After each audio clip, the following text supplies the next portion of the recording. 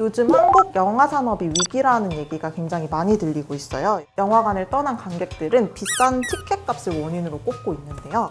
그런데 지난 시간에 다룬 넷플릭스는 똑같이 가격을 올려도 더 잘 나가고 있잖아요. 그렇다면 한국 영화 산업의 진짜 문제는 뭔지 한번 얘기를 해주실? 유진투자증권 이현지입니다.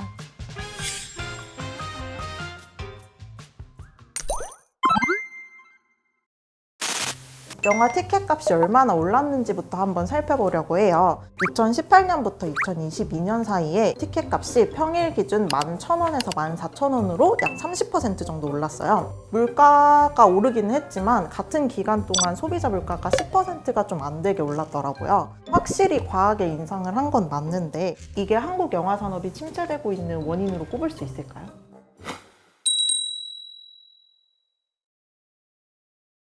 가격이 비싸진 게 영향이 있긴 있습니다. 기존에는 티켓 가격이 통신사 할인도 있고 이래서 올렸지만 체감으로 느끼기에는 그렇게까지 비싸진 않았었어요. 영화관이 놀이 장소로 인식이 되고 너무 편하게 갈 수 있었던 거예요. 그래서 영화관들이 정말 안 올렸어요. 편안하게 즐길 수 있는 활동인데 가격을 올려버리면 라면 같은 거죠. 소비자들이 외면을 할까봐 굉장히 천천히 가격을 올렸거든요. 근데 최근에 팬데믹을 거치면서 2020년부터 3년 동안 가격을 3번이나 올린 거예요.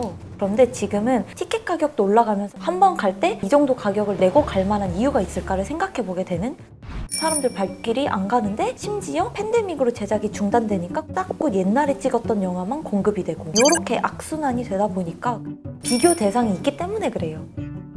넷플릭스 구독 요금이 보통 13,500원, 14,000원 한 달 동안이라 볼 수 있는데 영화는 한 편 보러 내가 이만큼을 내야 되고 심지어 팝콘 냄새도 너무 맛있고 이러니까 한 번 영화를 갈 때 지출하는 비용이 최소 2만 원? 그래서 이 정도의 가격을 내는데 이만큼에 해당하는 콘텐츠가 없으니 점점 더 안 가게 되는 거죠.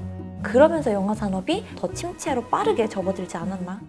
이게 영화관이 가격을 내리게 된다면 침체된 한국 영화 산업을 좀 부흥시키는 데 도움이 될까요? 접근할 수 있는 그 진입 장벽이 살짝은 낮아지기 때문에 도움은 될 수 있어요. 근데 이게 또 고민인 게 이제 와서 갑자기 내릴 거면 왜 올렸냐라는 얘기를 또 들을 거고, 그럼 얼마를 내려야 사람들이 갈까? 14,000원이 13,000원 된다 갈까요? 그건 아니잖아요. 우리가 원하는 거는 예전에 7,500원, 8,000원 하던 시대. 근데 물가도 올랐고 그렇게 되긴 힘들거든요. 그래서 저는 가격도 중요한데 그만큼 우리가 볼만한 재밌는 영화가 많아져야 된다고 생각을 합니다.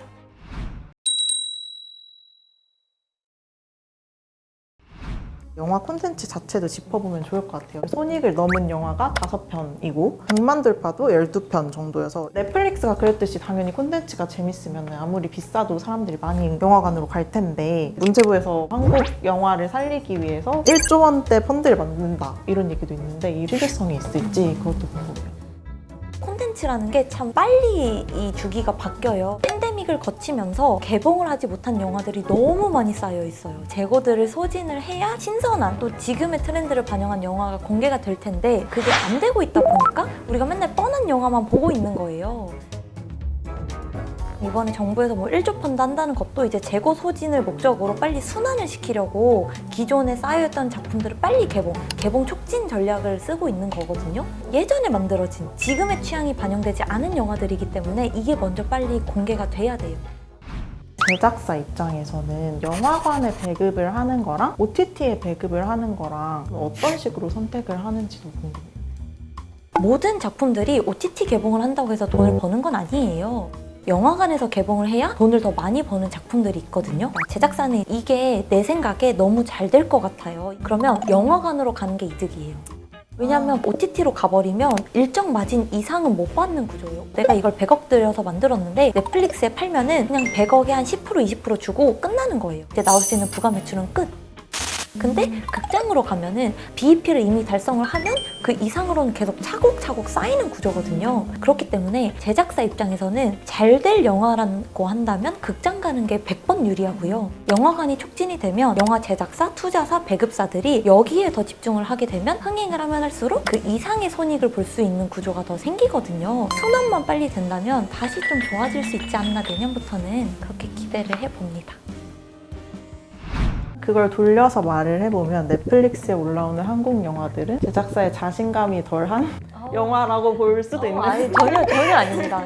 지금 재고가 너무 많다고 했잖아요. 우선적으로 나올 수 있는 영화들은 해외 대작들 아니면 국내에 굉장히 대규모 제작사나 대규모 배급사가 배급한 작품들, 좀 유명한 배우가 나오는 것들, 이런 것들 위주로 편성을 하기 때문에 소규모 제작사들에서 만든 작품은 아무래도 밀릴 수밖에 없어요. 공개할 채널이 없다 보니 어쩔 수 없이 OTT로 가게 되는 전략도 있고요. 팬데믹 기간 동안 그래서 많은 제작사들이 영화 개봉을 기다리다가 OTT로 많이 갔었어요. 당장에 내가 이 현금 흐름에 순환이 필요하다라고 하면 OTT로 가는 전략이고요.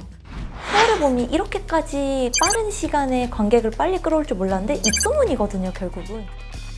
이런 입소문들이 퍼질 만한 영화들이 많이 나오면 그래도 지난 3년 동안의 팬데믹보다는 훨씬 더 빠른 속도로 19년에 최소 70, 80% 이상까지는 회복하지 않을까 그렇게 기대를 해봅니다.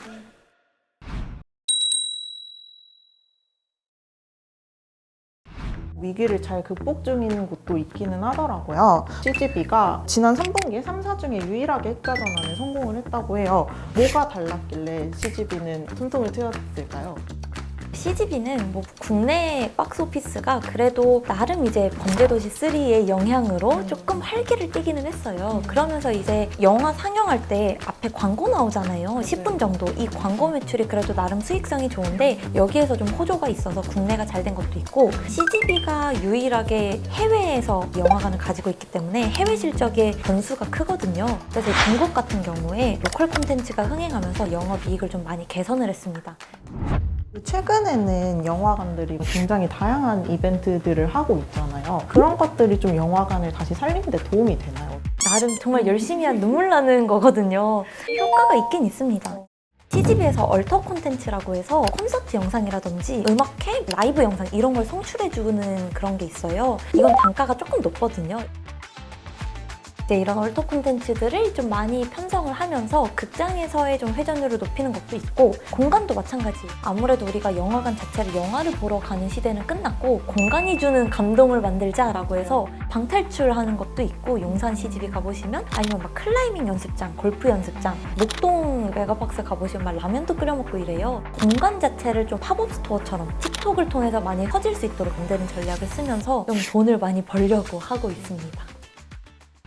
예전에는 연말에 데이트를 위해서 연인 단위로 혹은 가족 단위로 영화관을 찾는 경우가 굉장히 많았던 것 같은데, 다가오는 연말에는 또 어떻게 될지 굉장히 궁금하네요.